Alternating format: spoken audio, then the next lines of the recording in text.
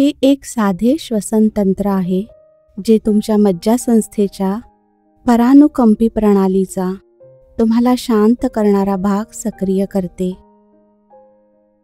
हे तुम्हाला ताबडतोब शांत होण्यास मदत करेल, जेणेकरून तुम्ही स्पष्टपणे विचार करू शकाल.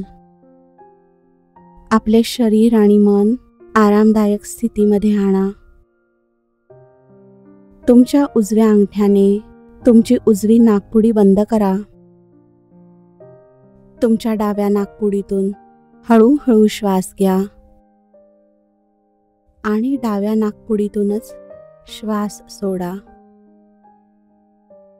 श्वास घेताना चेहरा हसरा ठेवा.